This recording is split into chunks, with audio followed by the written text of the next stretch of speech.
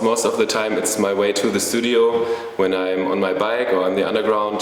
It's not too far from where I live, and I just see the people around me. I mean, it's often my content having people in the works, and so just like everyday situations.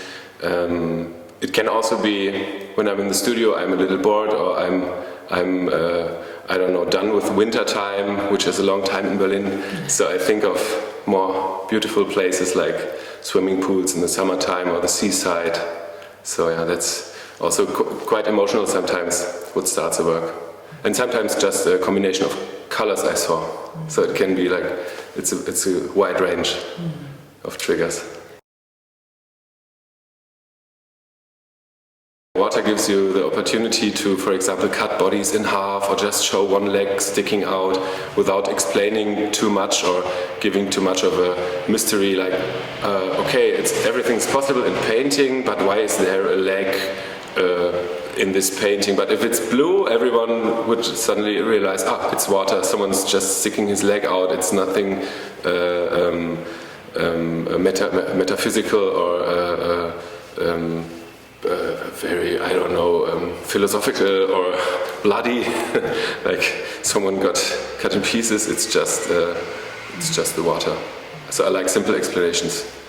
The idea behind not painting all parts of the human face is for me that I don't really like to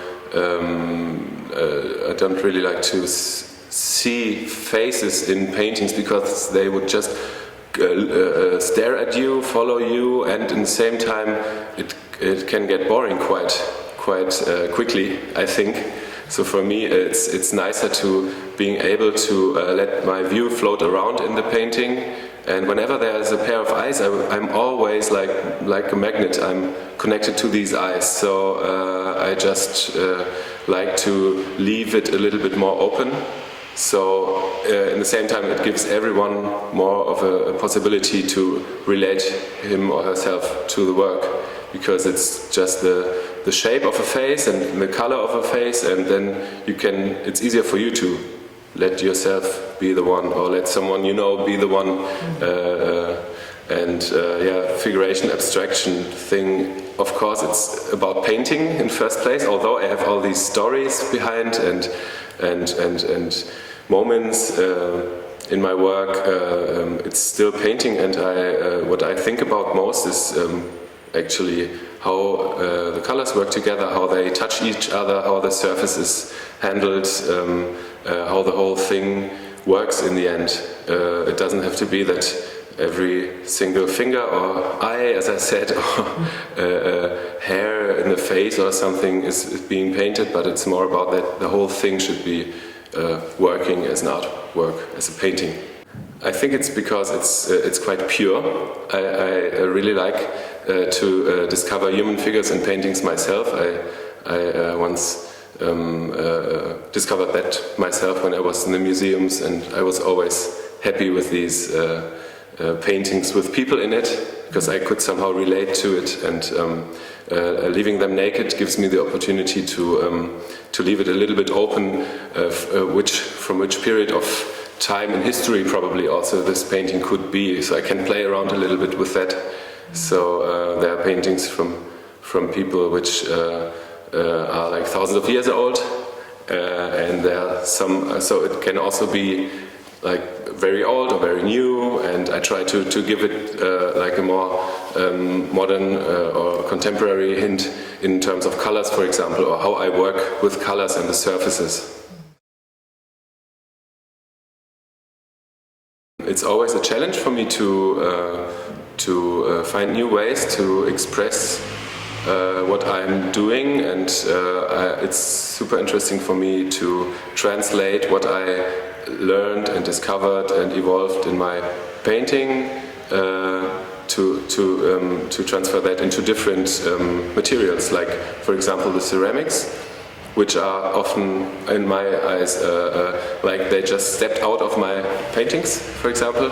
Also like little fragments of moments of stories, and also partly very abstract abstract and or like sketches, and partly more precisely made. And since some years I also do the felt works, which was another discovery I made for myself. I mean, everyone knows about felting, but so I had to visit a class to learn how it works. But it's I think a very interesting new way of transferring my way of painting into wool. Because one very important thing for me is that I don't have something like a canvas to paint on, which size is already given, but I can, because it's only made of wool, I can say myself how big it should be, and while I'm in the process, I can also decide to make it bigger or more to a square or to a circle or whatever. So I didn't even do and follow all these ideas I already had while doing the first pieces. So it's quite open and very exciting for me to follow that as well. The skin color, or this Western European skin color, is very interesting to me as a very light and glowing color, and so I use it very often because it gives such a nice contrast to lots of grays and browns, and when you have this incarnate, it's really shining out of it without being just a plain bright blue or green or yellow, but it's kind of a already mixed color, but at the same time for me it's quite pure.